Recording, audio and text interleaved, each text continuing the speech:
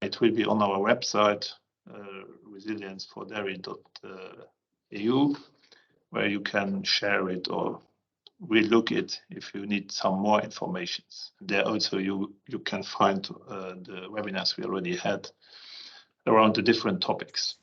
So Ralf, we are very happy that you are with us, that you prepared this topic. I will give the floor to you. Yes, thank you, Jeff.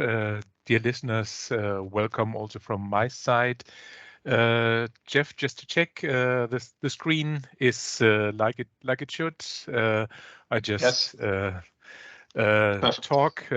So dear listeners, I'm happy to talk about our experience of the introduction of a climate-friendly, low-cost pasture-based dairy production on a mixed farm in northern Germany. This is how I look like before I lost my shaver, but this slide is more or less just to show where we are in the north of Germany, at Kiel, the capital of Holstein, and the farm is the experimental farm Lindhof. It's a mixed dairy farm, which is directly close to the coastline of the Baltic Sea, 80 kilometers south from Denmark.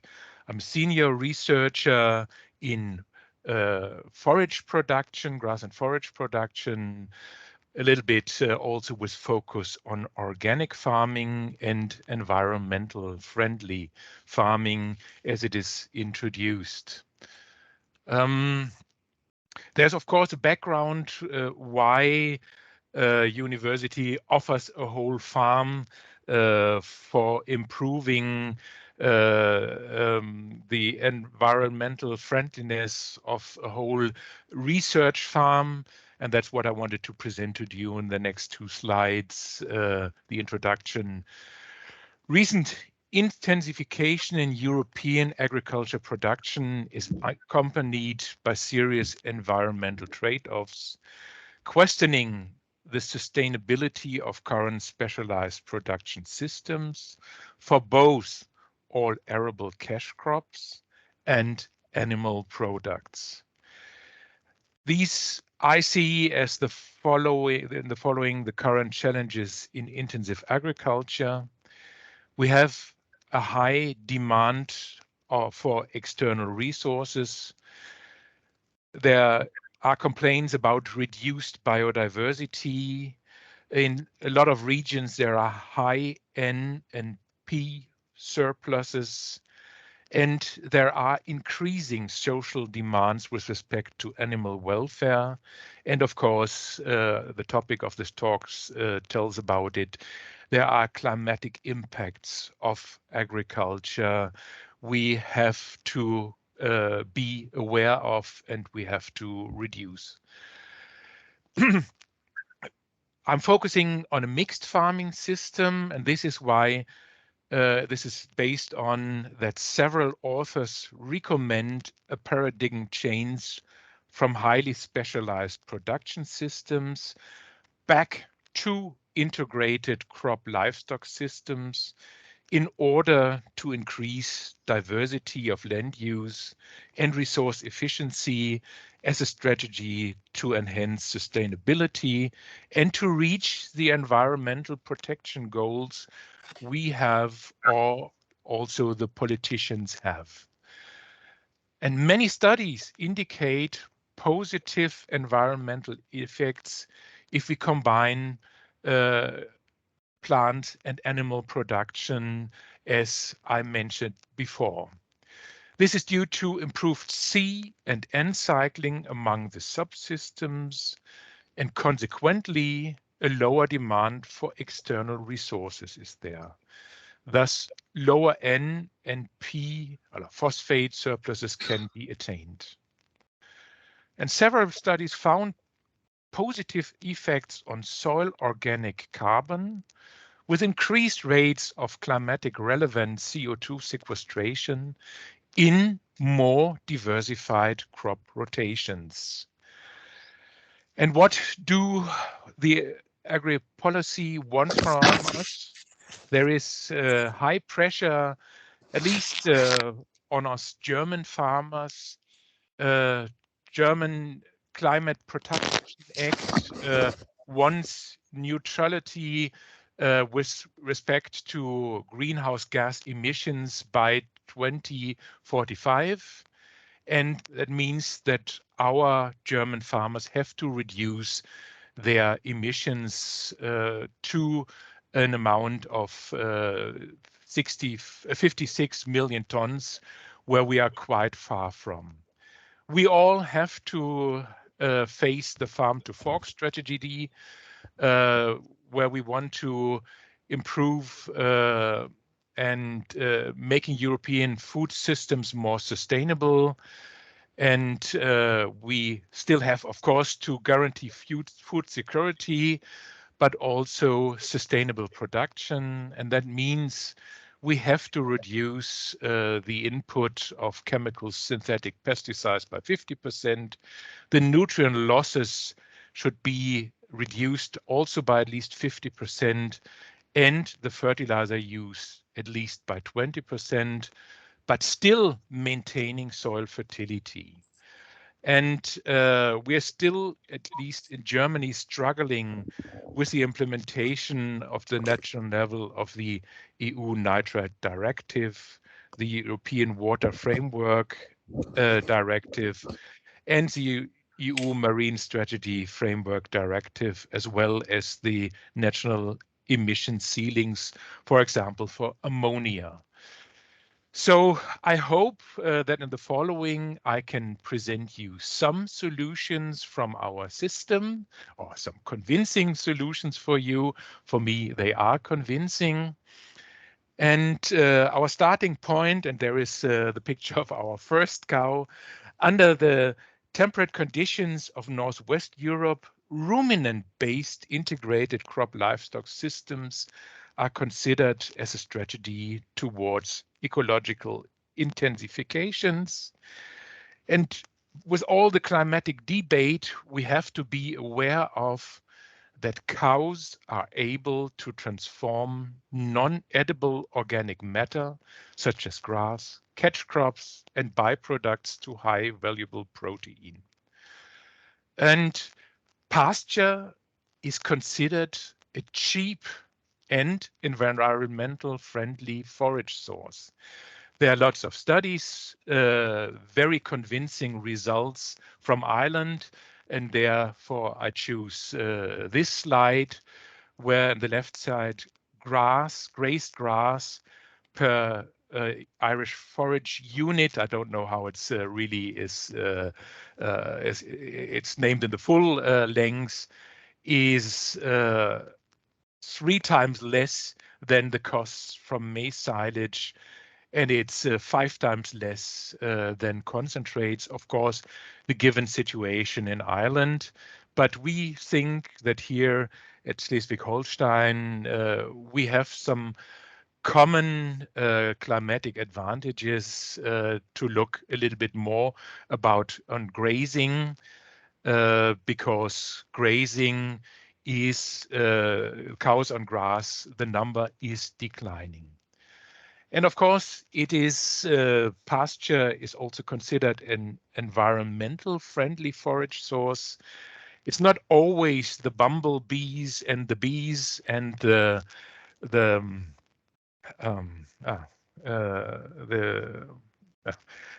nice insects. It's a little bit more hidden, but flies on dung patches, they feed animals and birds. And with respect to ammonia losses, we don't have any own measurements because urine is directly spread by the cows on the fields. The ammonia losses for grazing are lower than in an all-year indoor system. And if you ask German consumers, they value animal welfare. much high, and they are willing to pay premium prices for pasture-based milk. It's the second row here. The most important criterion when buying milk is that cows are out on fresh grass. This is even more important than organic, but that's just what the customers say before they go into a supermarket. If they really buy it and pay more price, that's another question. And now to the farm I want to talk about. We called the transfer of our farm as a project eco-efficient pasture-based milk production. We started in 2016 on our organic research farm Lindhof in northern Germany.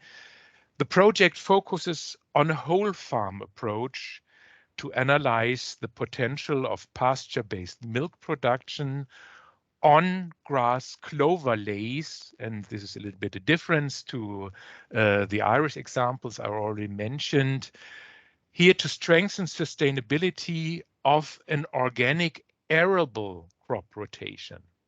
Before we started and converted the farm to a mixed farm, to a real mixed farm, Lindhof only had a low input herd of suckler cows and followers and a low stocking rate of 0.4 livestock units. And this was replaced by a spring calving herd of dairy cows at about now 0.9 livestock units per hectares. And the share of grass clover in the crop rotation was increased from 20 to 40%.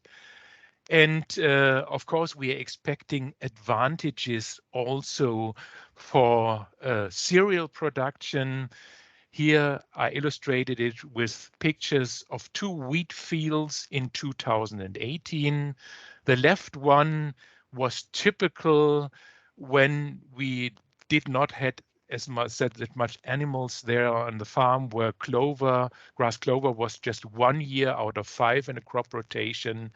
And the other field is where we already had 2 years of grass clover, then an oats field, and then this is then the wheat, winter wheat field.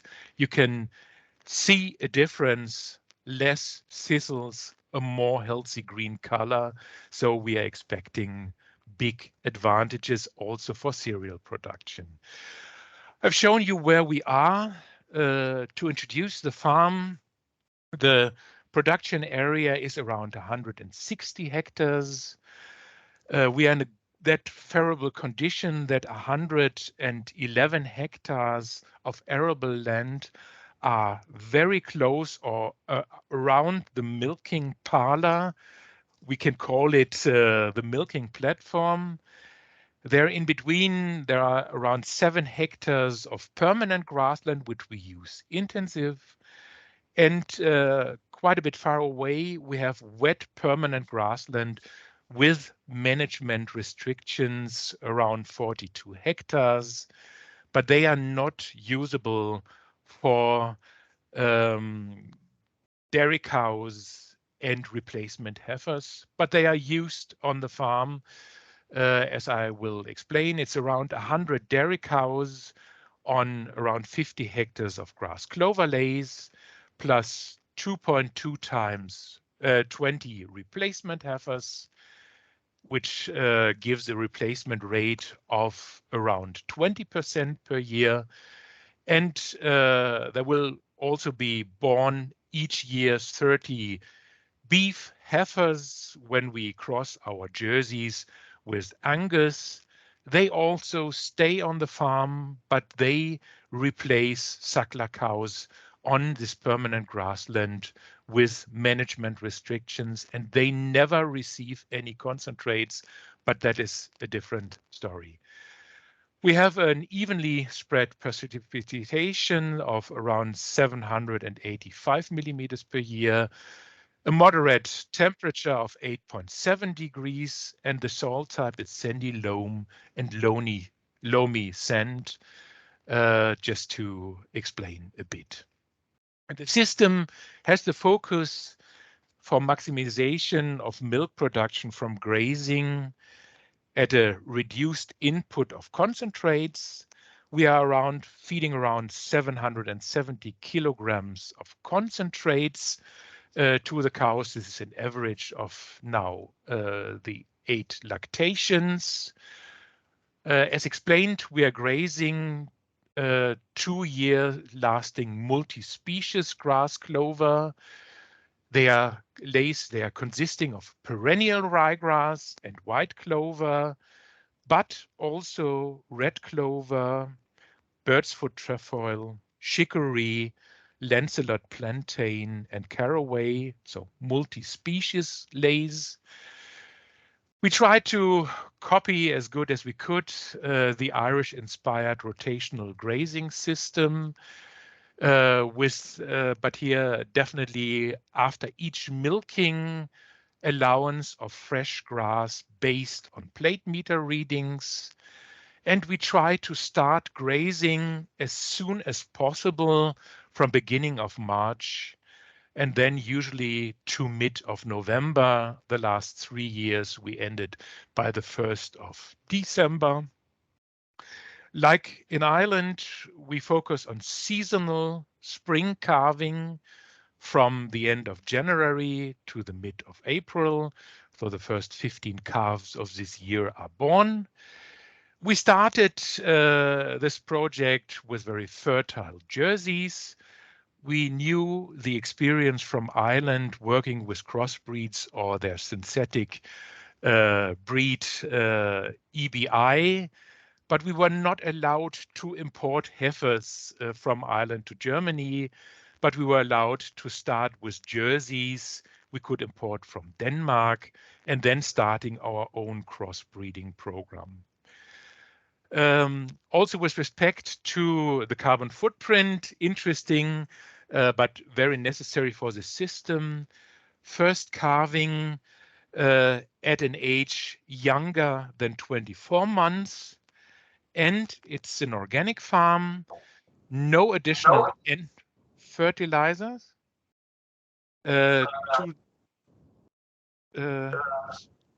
Something in the background, to the grass clover.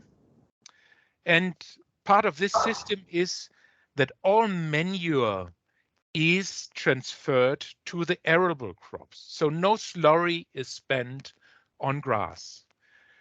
We have been and nearly are self-sufficient with concentrates, growing triticale and faba beans.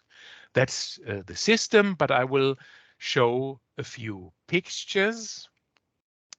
As I said, we try to transfer the Irish system to northern Germany. Most of you will know this system as one synchronizes with seasonal calving, the feed demand of the lactating cows, that's the flat curve, to the grass grows depending on the growing season, where there is some surplus forage what we can harvest for silage for winter feeding. When looking at this Irish grass growth curve, we thought we have seen something here at Schleswig-Holstein, and in this picture you see nearly the same curve. The black line, that is the daily dry matter growth rate over a 4 years period at our research station Lindhof. And I plotted it against growth curves from an experimental farm in Ireland, Solo had, but there I took curves from fields fertilized with 150 or 300 kilograms of N, while there's no nitrogen fertilized to our grass clover fields. You easily can see that our growing season starts late. We don't have the Gulf Stream. We have the Baltic Sea, and that's a freezer. It cools down spring, but in contrast, our growing season lasts a little bit longer because in autumn it's a little bit warmer. We receive around 10.5 tons of grass dry matter per hectare without fertilization, And this is very well in line with 150 kilograms of N in Ireland. So that was the aim to start this. So, and then to synchronize grazed grass with seasonal calving. That means we are now in a calving period of around 12 weeks. And then by early May, we do the insemination. And from July to November, it's getting easy. Then there is time to harvest all our cereals, and then we start drying of the herd. Of course, growth costs at Lindhof, they are varying depending, of course, on the climatic conditions. I haven't shown 2018, which was a dry year, also at our place, but also in Ireland. And of course, we have to synchronize this with the demand of our cows. But not only the daily growth rates vary between years and between months in a year, the same does the forage quality, and that's what we have to get used to. On the right side, you can see the crude protein content in the grass. On the left side, it's the N concentration. And this is what the grazed grass, taking into account two different grazing intervals, shows. The black line has a 3 weeks grazing interval before we return on the fields again. That has higher protein concentrations than if we would wait longer. But we start with quite high crude protein yields. And in May and June and July, we have low protein yields, concentrations, because the clover first starts growing there. And then it is increasing to extremely high crude protein contents. The same is with the energy concentrations. When starting grazing very early, we have incredible high energy concentrations measured in megajoules of metabolizable energy. So we want to start as early as possible with grazing, and this is then reduced in June and August. But of course, the cows, they are selective eaters. They optimize their diet so that we well meet the nutrition values we are used from total mixed ration. This is a graph just how the energy demand at our farm in the first 2 years fit to the daily growth rate of net energy. We Germans are talking a little bit more about net energy, and the cows herds demand for energy is plotted in blue, including also the dry cows. We are grazing at a very young stage, our grass below 10 centimeters. It's the 2.5 to 3 leaf stage. It's the fact that when you have more than 3 leaves, the oldest leaf dies off and you have a decrease in forage quality. But when you graze earlier, you have suboptimal yield potential. So that's why we choose, like other graziers also do, the 2.5 to 3 leaf stage. We copied the rotational grazing system. This is a copy of Chagask from Ireland. We start grazing. We enter a paddock at a growing height of around 10 centimeters, and the cows will graze it down to 4 centimeters. The next day, the next paddock will also have 10 centimeters, and then we will just enter this and regrowth will start, but we will always close after 1 day so that the fields can recover. And of course, we do some grass measuring. To start with, we had 24 paddocks to have more or less a paddock for each day. And doing the grass measuring with the rising plate meter gives us the feed wedge, and that tells us for all of our paddocks, which have just different numbers and not names, that paddock number 2 has around 1 tons of dry matter available per hectare. This is a little bit nearly too much for our system, but there we will enter grazing, and we will know that during the next days, 8 other paddocks will grow. They potentially will getting too long when they are to be entered. That is why we also take silage cuts in between grazings. We're using also the digital rising plate meter that gives a little bit better overview about the grass growth, but that's a different story, just to show that how to deal with a smartphone. Just some pictures. We're getting the cows out as early as we can here in early March. In early spring, net energy concentrations of grass is high, and we didn't believe it, but cows find more grass as we had expected.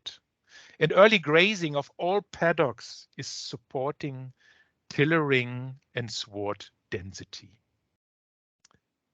We are grazing multi-species swards. We have integrated deep-rooting red clover and forage herbs. The cow is chewing leaves of chicory. And one other thing is we are in cooperation with another organic all arable farm in a win-win situation. Some additional grass clover silage we need for feeding, we can import or borrow from this farm. He offers us first and second cut silage, and we exchange it with manure in absolute the same amount of nitrogen. So for his soil fertility and his fertilization of the organic fields, it's a win-win situation. But since 2020, we are also exchanging fava beans and corn from this farm and exchange it with our own winter wheat production. Just to see our first attempts of crossbreeding, jerseys with Irish black and white, the first next generation. And 2 years later, we continued rotational crossbreeding, but then using the local breed of Angler, which is in family with the Scandinavian red. Since we are not fertilizing nitrogen to our grass clover fields, we have, of course, a decrease of grass growth in autumn, but then we can extend our grazing platform by sowing catch crops. After cereals or peas, are we establishing annual ryegrass, which we can graze 2 times during autumn. And before we plow them to spring cereals again, there often are 2 grazings in spring. And our grass clover always is established as an understory in winter wheat that offers us already a grass sward just 3 weeks after the winter cereals are harvested. So we can have 3 to 4 additional grazings, and that's the base of the system. Now, finally, to the results I offered in my introductions.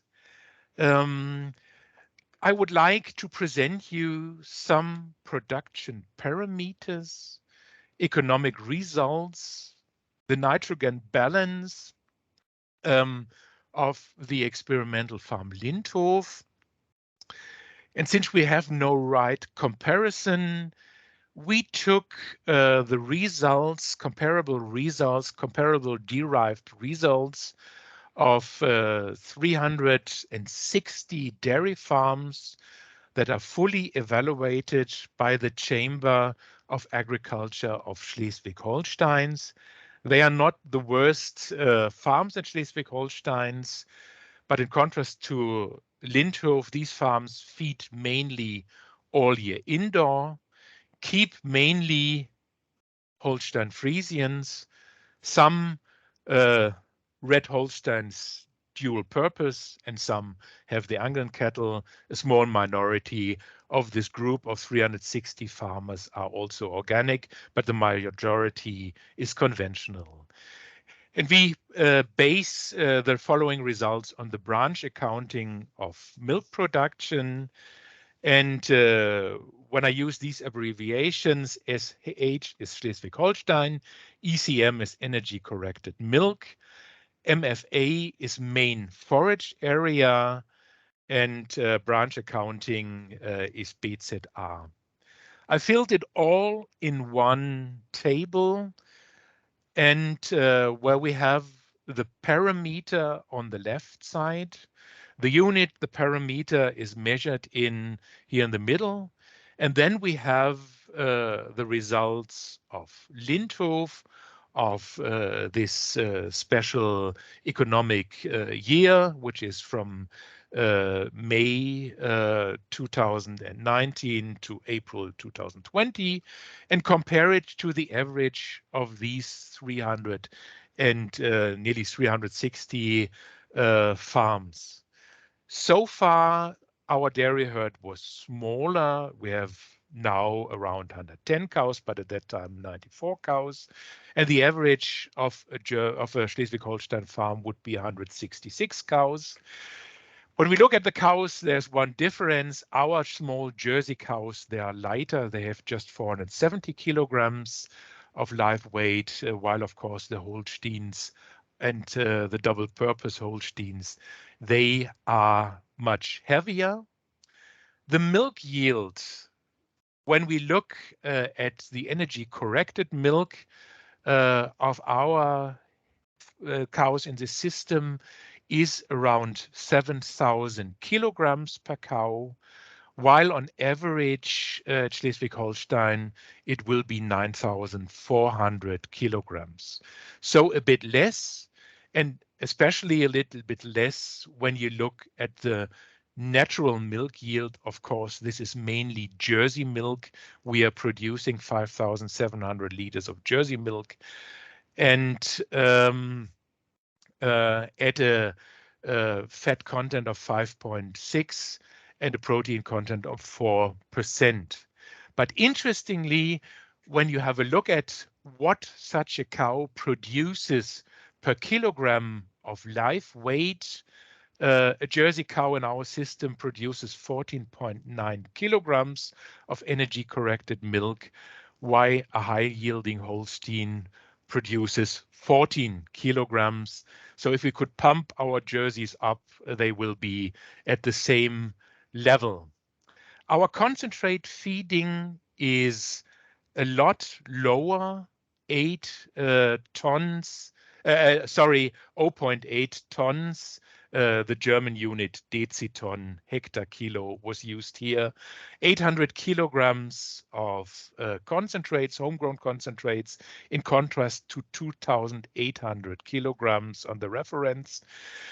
But we have 120 grams of concentrates per kilogram of milk, while the average has to spend 300 grams of concentrates per kilogram of milk. In Germany, we often look at milk production per hectare of main forage area. This is not that this amount of forage is grown there, but that is what is produced there. So including the concentrate feeding, so not feeding enough much concentrates gives us milk production of around 11,000 kilograms of milk per hectare main forage area, while it's nearly 50,000 on an average farm. But our small cows, they produce around 5,300 kilograms of milk from forage, while the typical cows produce 3,800 kilograms.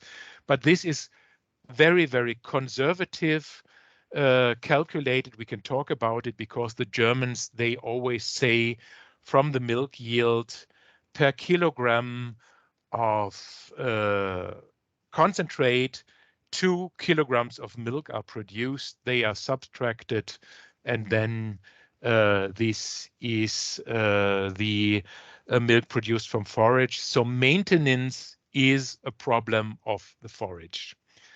Our cows produce around 75% of their milk from forage, while in Schleswig-Holstein it's 40%. As I mentioned before, we have a quite low reproduction rate. We do have cows in their 8th lactation, so we still, with a 20% replacement rate, can build up our herd, while it's 1/3 that has to be replaced on a typical farm, with all consequences for forage spent on heifers. And they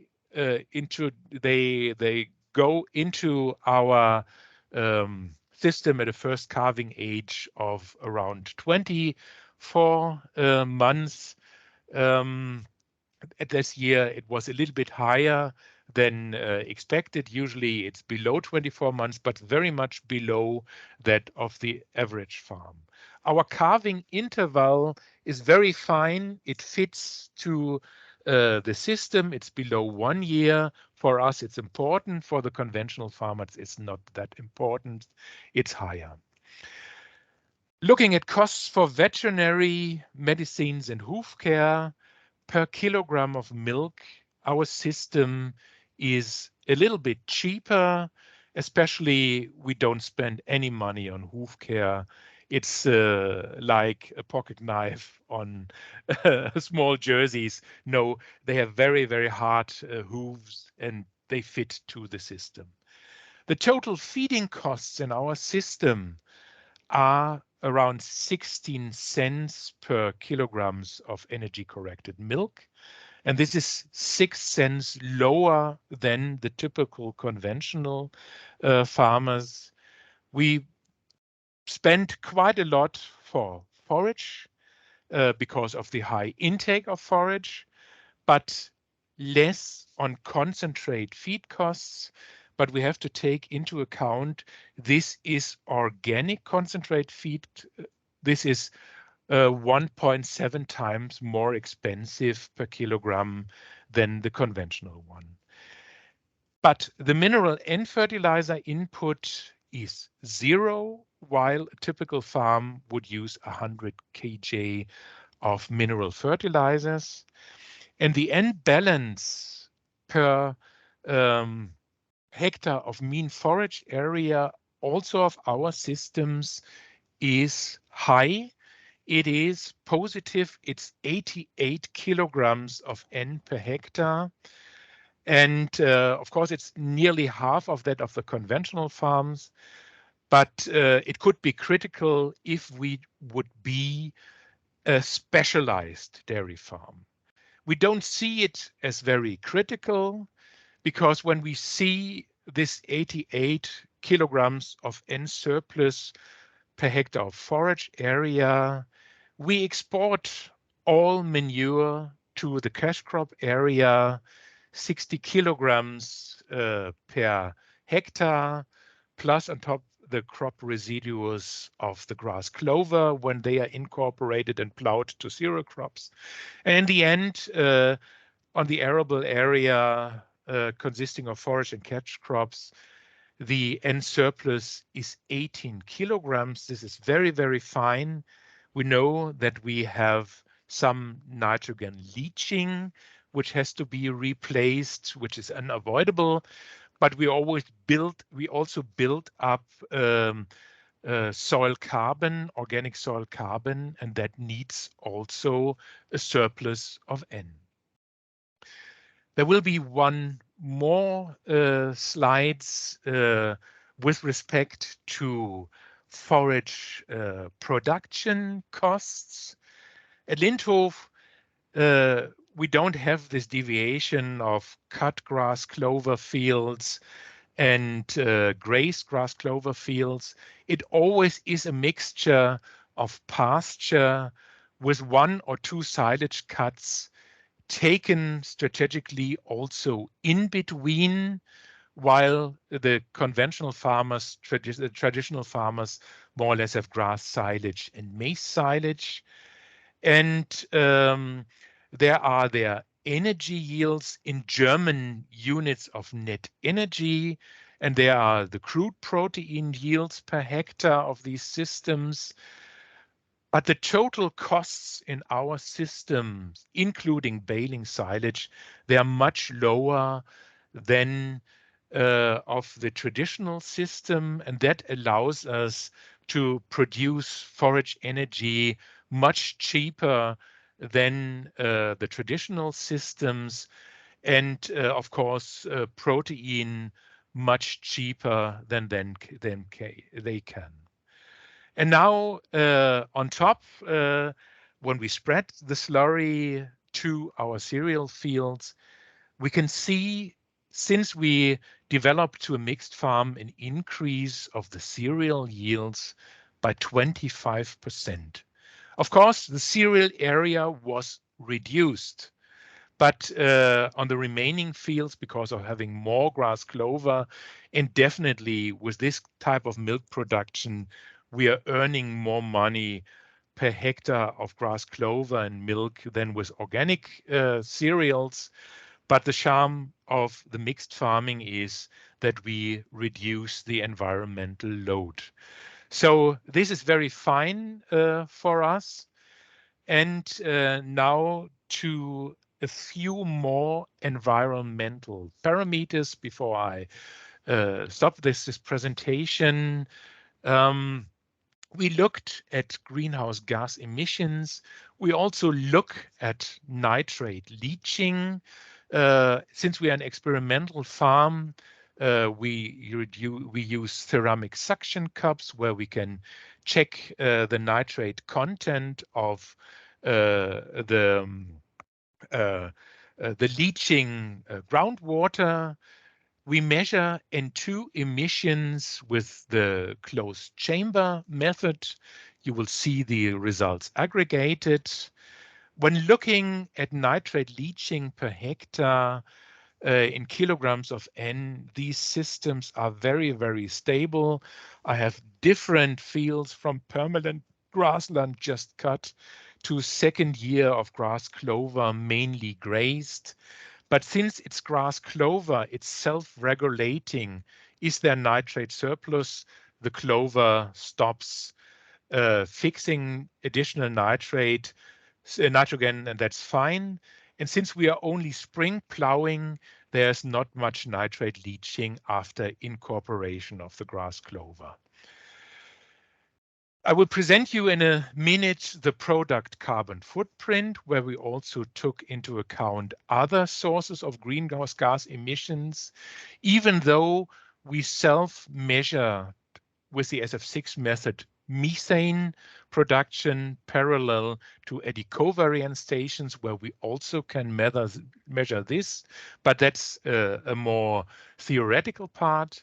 And all the results I will present you in the last table before I stop is then in comparison to 3 contrasting specialized dairy farms from the same region. We compare with a conventional all-year indoor farms producing around 11,000 kilograms of energy-corrected milk per cow and year.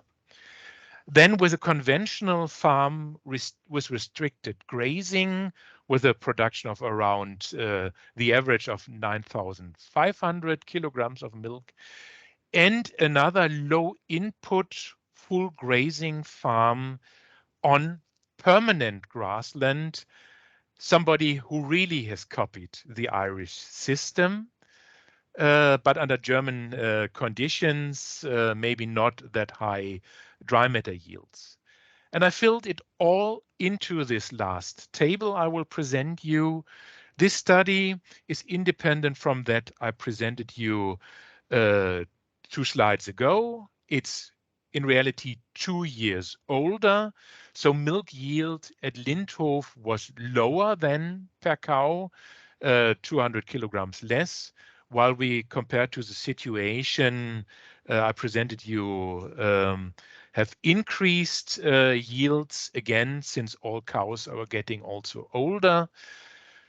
And at that time, we were feeding a tiny bit more of concentrates. The comparable conventional farms are more or less in the range as I explained it before. The production of milk per forage area is nearly the same as I explained you before. But when we look how efficient these systems are, what we need, including the production of concentrates, so even also the bought-in concentrates like soy are evaluated by the area that is needed to produce them, then there is not that huge difference between high-yielding conventional farms and low-input farms. We need 1.3 square meters to produce 1 kilogram of milk, while the conventional farms use 1.2 square meters with some more area in Southern America. The N2 emissions in our system not using any nitrates is much lower than in the comparable conventional systems. And this gas is very potent. 1 kilogram of N2O means 300 kilograms of carbon dioxide equivalents. Our nitrate leaching is much lower than of the compared farms, and not storing that much manure on the grazing farms, our methane emissions from storage are much lower, and having more or less only grass clover or only grass, the soil carbon sequestration is much higher compared to the conventional farms. We have or had at this point of time even also a positive N balance on the forage production area, much lower than the conventional traditional farms. But now it comes to the point when summing it all up to the carbon footprint, milk produced at Lindhof has a carbon footprint of around 630 grams carbon dioxide equivalents per kilogram of energy corrected milk, and this is much lower than the average, which also widely is reported from German milk production, which is around 1,100 grams or 1.1 kilogram of carbon dioxide emissions. So I guess we can call us climatic friendly. And my conclusions are high milk yields at very low costs and almost no nitrate losses combined with increased yields of succeeding cereal crops show the capability of a rotational lay grazing system to be economically competitive, exhibiting simultaneously reduced environmental burdens. The findings underline the strengths of ruminant-based crop livestock systems as a tool towards ecological intensification, at least under these temperate conditions of northern Germany. There is further research projects going on regarding also the economic assessments, effects also on faunatic biodiversity and greenhouse gas emissions. Some are already published but not mentioned here. So you can see we still are active with greenhouse gas emission measurements. And there had been a long list of now recent publications also of our rumen-derived methane measurements. But thank you for listening. And the conclusion is low input grazing in northern Germany has high potential. This to say this sentence was not our idea. In reality, it was from John Deere. They used our cows once as their cover girls for their international magazine. And that's where I wanted to stop now and open for questions.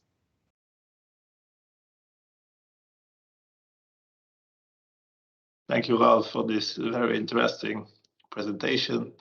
I think you showed a complete system approach with a lot of different elements or different best practices that could be used also by farmers. I hope there are questions. Please put them in the chat or raise the hand if you have.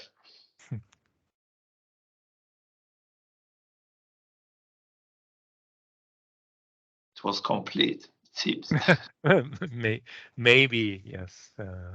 But leaving things out, yes, would have made it shorter so that you faster could come to your lunch. But I took then the whole story now.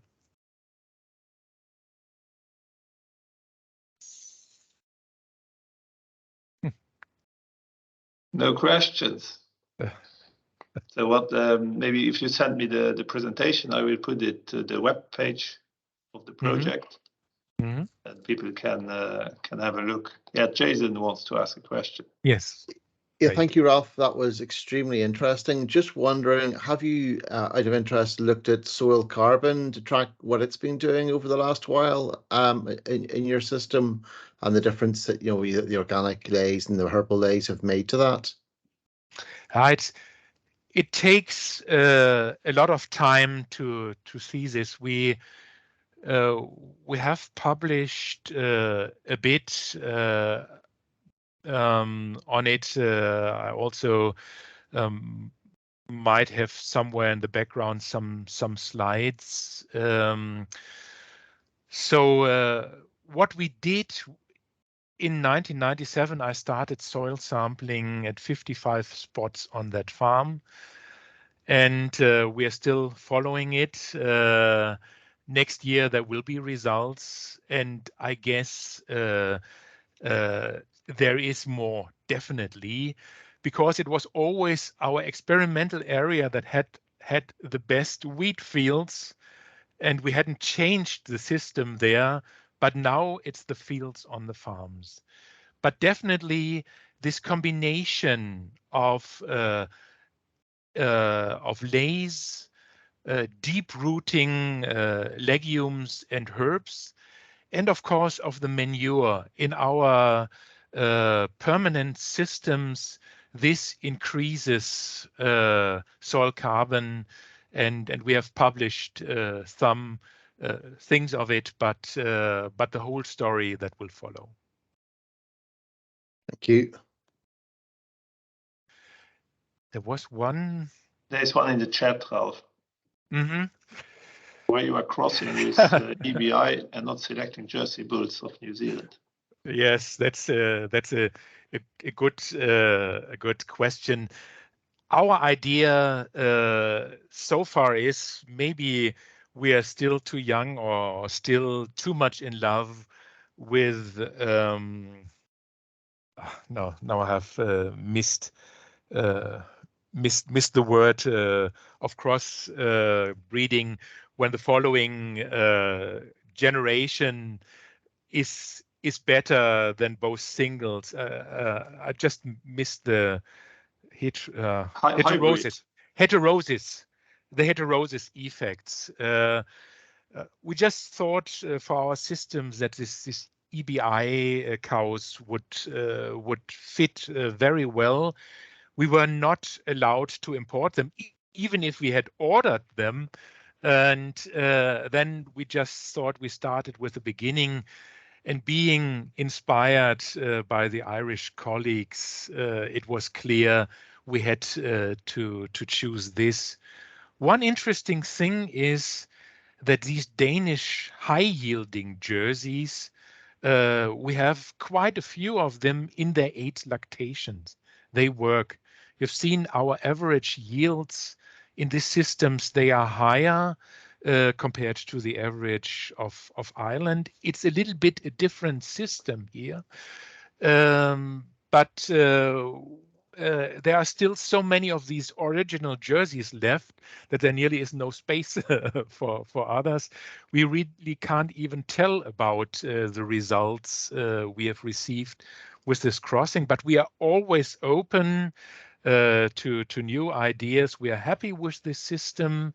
There are a lot of old cross breeds now in the 5th lactation. The herd is getting black, but now this 3rd crossbreeds started calving. So we are a little bit playing around with this, but we are open. But still, it's easier to sell bull calves when they look black and white, and there is more beef in the EBI.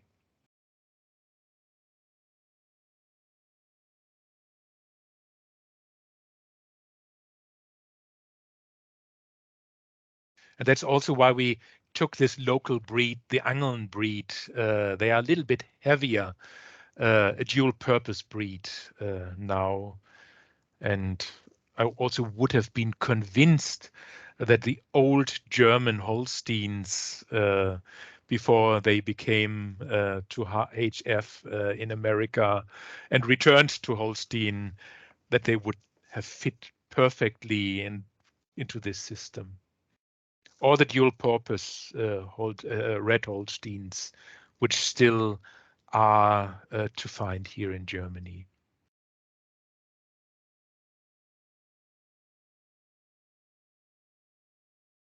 Another question? Otherwise, I would like to ask one, Ralf. Did you have you done measurements about ammonia emissions, or was this just a calculation where you say that on a pasture-based system there are less ammonia emissions? Yeah. Or did you? I just wanted to mention we did not do it. We were too much active looking after ammonia emissions in slurry in another project. I'm not quite sure if we will do it here, but that was a project of Mistelbrook. That was not my calculation. That's what they published, and that must be Dutch systems, where of course there is a winter period where of course also the cows are in the barn, where you have to spread manure and storage of manure. So this was just an example that there are less emissions. We also in calculation that we have to store less slurry. That also leads in calculations to less methane emissions from storage. But definitely it is when the urine directly is applied and splashed on the grass clover, it directly seeps into the soil. There's not much chance for ammonia emission, while it in the barn often splashes on concrete. Then it goes into the slurry, then it's pumped to the tank, pumped back and spread. And that's the main difference in it. But that was from a project from Mistelbrook.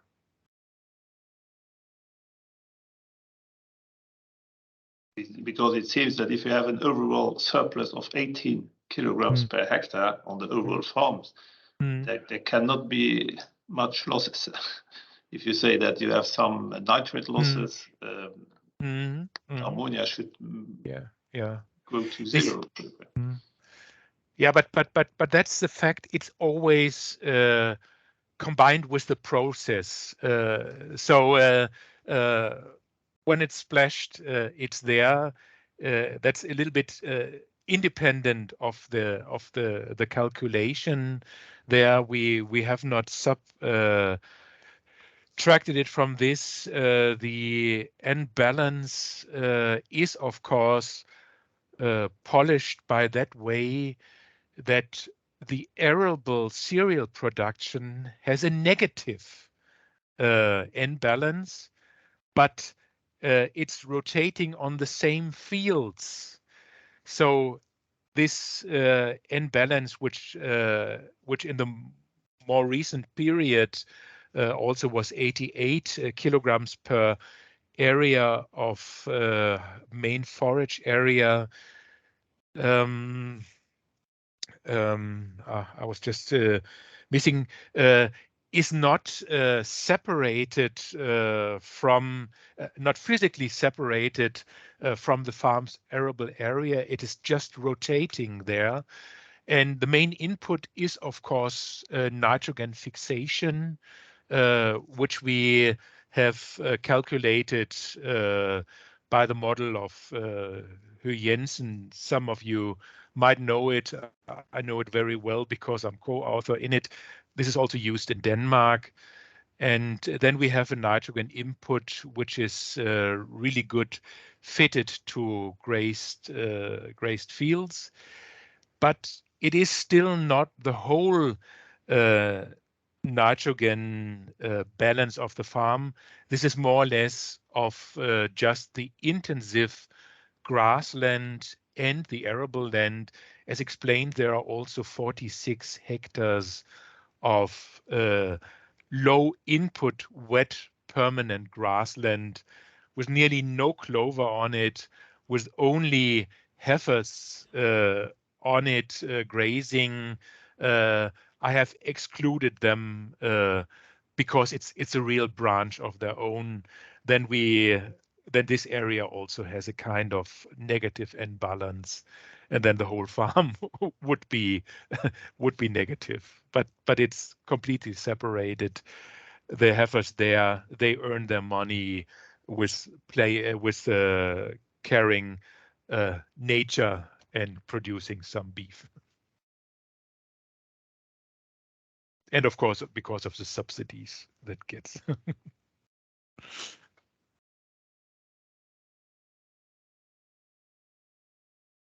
So if there is no question anymore, I think we will stop.